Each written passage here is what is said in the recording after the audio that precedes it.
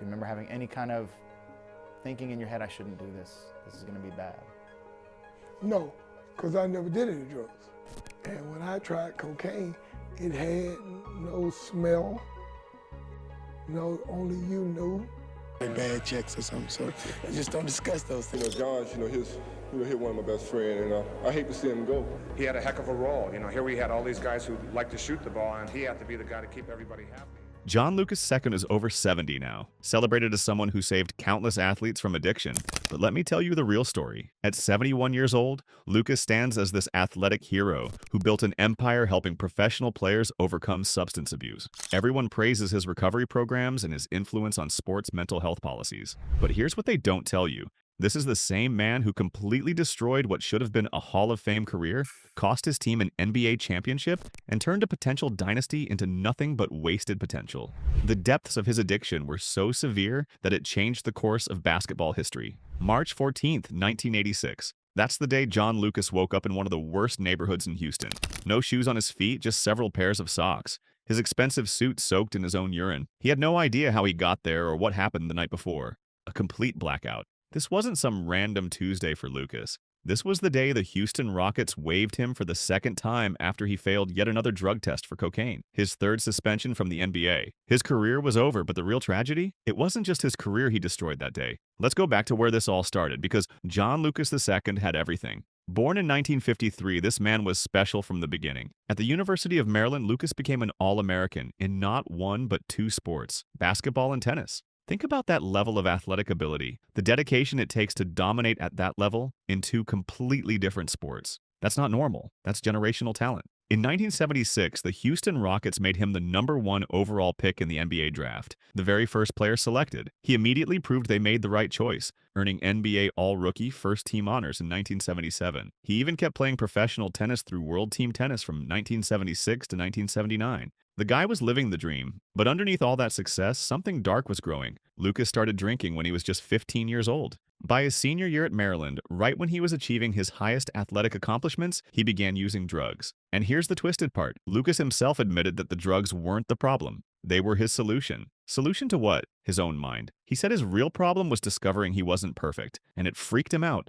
This man could go 19 for 20 in shooting during a game and still be consumed by frustration over that one missed shot. The anxiety from his own impossible standards ate him alive. So he turned to cocaine and alcohol to numb that anxiety. That's when the disease really took hold. After his rookie season, everything started falling apart. Lucas bounced from the Houston Rockets to the Golden State Warriors between 1978 and 1981. The instability was already showing.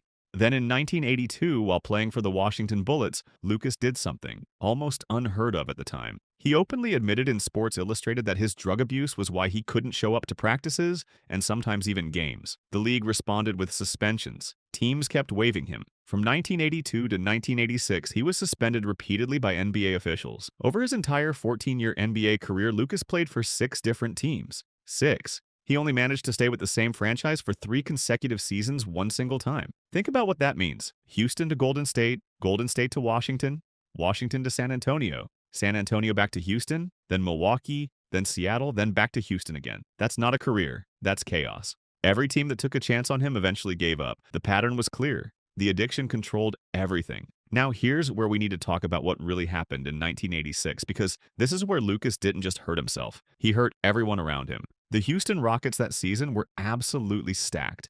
They had young superstars Hakeem Olajuwon and Ralph Sampson. And they had Lucas running the point, averaging 15.5 points and 8.8 assists per game. He ranked 6th in the entire NBA in assists. He had started 65 games for them. The team was a legitimate championship favorite. Analysts believed they had the talent and chemistry to beat anyone, including the dominant teams of that era.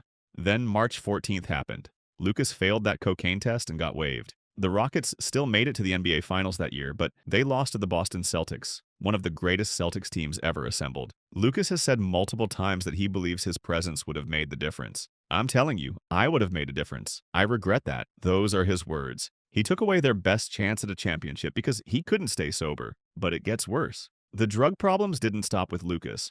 Coach Bill Fitch later said that the drug laws absolutely destroyed them. In January 1987, just months after losing the finals, 2 more Rockets guards, Louis Lloyd and Mitchell Wiggins, got banned for life by the NBA after testing positive for cocaine. 3 key players, 3 double-digit scorers, essential backcourt depth, all gone because of substance abuse. The Rockets went from potential dynasty to what became just a perennial playoff team. The infrastructure crumbled, the chemistry was irreparably damaged, and it all started with Lucas. Before we continue, I want you to drop a comment below. Tell me what you think about athletes who had everything and threw it away like this. Could Lucas have prevented all this damage if he got help earlier? Make sure you subscribe because we cover stories like this all the time, the dark side of sports that nobody wants to talk about. Now let's get back to what happened next. After that rock-bottom moment in March 1986, Lucas finally entered treatment. He spent several weeks in an inpatient program in California, then months of intensive outpatient therapy in Houston. He committed to the 12-step program, which he still follows today. He celebrates his sobriety anniversary every March 14th, the same day Coach Bill Fitch cut him from the team. That's 38 years of sobriety as of 2024. Lucas loves to talk about how this was all somehow the best thing that ever happened to him. He calls his addiction and failure the best gift he's been given. He publicly identifies as a grateful recovering addict and alcoholic. It's his whole identity now. He reframed his massive failure into this redemption narrative, transforming from a star athlete destroyed by disease into a survivor dedicated to service. But let's be real about what this actually is. It's lifelong penance for the collective opportunity he destroyed. In March 1987, Lucas returned to the NBA with the Milwaukee Bucks. He wanted to prove recovery was possible under professional sports pressure. He faced skeptics everywhere who had watched him fail repeatedly at rehabilitation before. He was determined to restore his reputation. He said he loved the game so much it almost killed him, and he decided when he finished playing basketball he wanted to go out the front door. He played 2 full seasons with Milwaukee, one with the Seattle Supersonics, and returned to Houston for his final season before retiring in 1990. Even before retiring, Lucas started building what would become his post-playing career mission. He founded John Lucas Enterprises in Houston, creating recovery and fitness programs specifically for addicted athletes. The organization includes the John Lucas Treatment and Recovery Center, Lucas Fitness Systems, and the John Lucas Athletes Aftercare Program. It's a complete system designed around the specific needs he identified during his own recovery. His treatment model is built on one thing: breaking down wealthy athletes.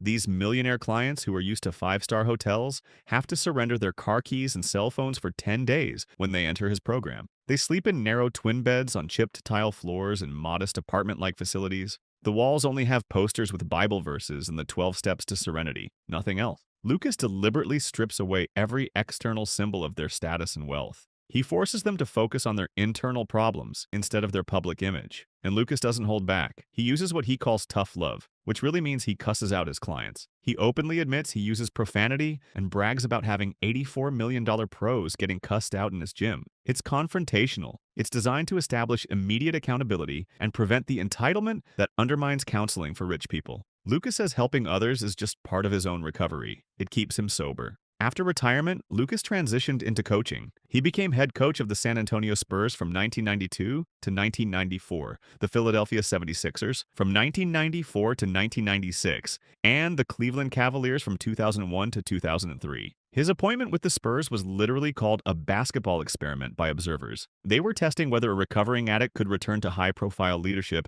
in the competitive NBA environment. That's how he was viewed, an experiment. But here's where Lucas really cemented his legacy, and it's not on the court. He authored the comprehensive mental health player policies for all 4 major professional sports leagues. That's the NBA, NFL, MLB, and NHL. All of them use policies Lucas wrote. He went from being a cautionary figure, a warning about what addiction can do, to becoming a structural authority, a policy architect. He transformed his personal failure into institutional power. His hard-won lessons are now systematically applied across the entire professional sports ecosystem. Lucas even bought his own professional basketball team, the Miami Tropics in the U.S. Basketball League. Why? To give suspended players a place to maintain their competitive identity and income while working on sobriety. He coached them to 2 USBL championships and won USBL Coach of the Year in 1993. He proved his method of combining athletic discipline with recovery principles could produce wins. So, what's the final verdict on John Lucas II?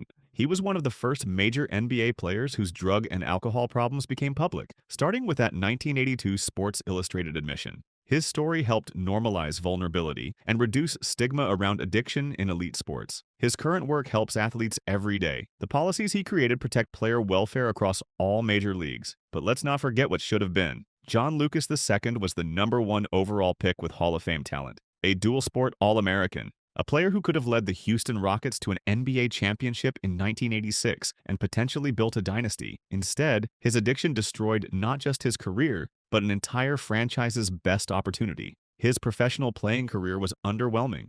14 seasons bouncing between 6 teams, repeated suspensions, repeated failures. Make sure you drop a comment and let me know what you think about this whole story, and subscribe if you want more content breaking down the careers that could have been. John Lucas II turned his biggest failure into his life's work, but that doesn't erase the damage. It doesn't bring back that championship. It doesn't restore those wasted years. His transformation is real, but so is everything he destroyed along the way.